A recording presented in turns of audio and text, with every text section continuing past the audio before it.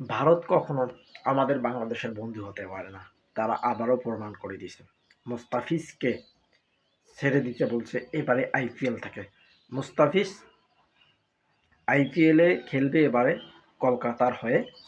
দলে ডাক পেয়েছে, 9 কোটি প্লাস টাকা দিয়ে তাকে কলকাতা কিন্তু কিনছে। এবং বিসিসিআই এর সেক্রেটারি কলকাতাকে নোটিশ পাঠাইছে যে মুস্তাফিজকে ছেড়ে দিতে হবে, কিনলেই এরে বাঙ্গির পোয়ারা। এই যে দুই দেশের মধ্যে যে একটা বন্ধুত্বপূর্ণ সম্পর্ক যে আছে, আমাদের সাবেক প্রধানমন্ত্রী বেগম খালেদা জিয়া যখন যে মারা গেল, আপনাদের দেশ থেকে তো মন্ত্রী এসেছিল তাকে বিদায় জানাতে। এই যে দুই দেশের একটা যে সম্পর্ক, যত কিছু হোক না কেন দিন শেষে তো সম্পর্ক তো থাকবে, এটাই তো স্বাভাবিক, তাই না? দেশের ভিতরে দেশকে নিয়ে আলোচনা সমালোচনা হবেই, কিন্তু সম্পর্কের জায়গাটা তো ঠিক থাকবে, সেটা তো ঠিক।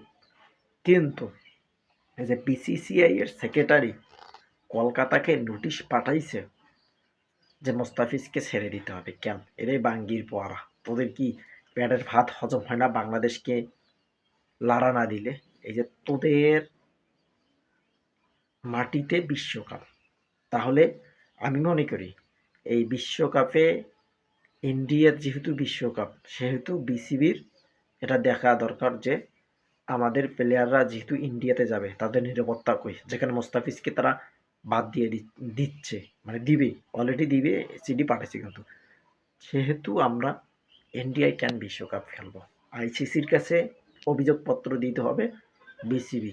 এরে আমিনুল ইসলাম বুলবুল কাকা, আপনি নোটিশ পাঠান, দ্রুত দ্রুত নোটিশ পাঠান।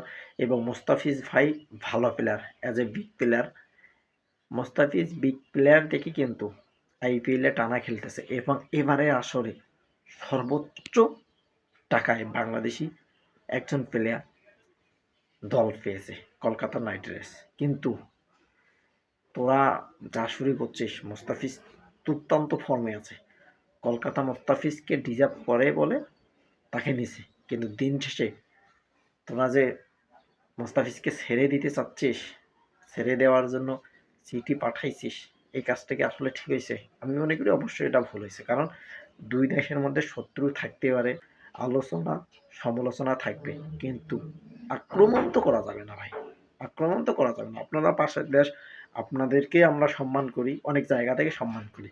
একটা জিনিস দেখেন, বাংলাদেশ ভারত অনেক কিছু হয়ে যাক না কেন, দিন শেষে কিন্তু তাদের মধ্যে কিন্তু সম্পর্কটা ঠিক থাকে। এখন আমরা যদি তোদের পণ্যগুলাকে বয়কটের ডাক দেই, তোরা ব্যবসা করবি কই? তোদের তো অধিকাংশ মাল, 80% মাল তো বাংলাদেশে আসে রে ভাই।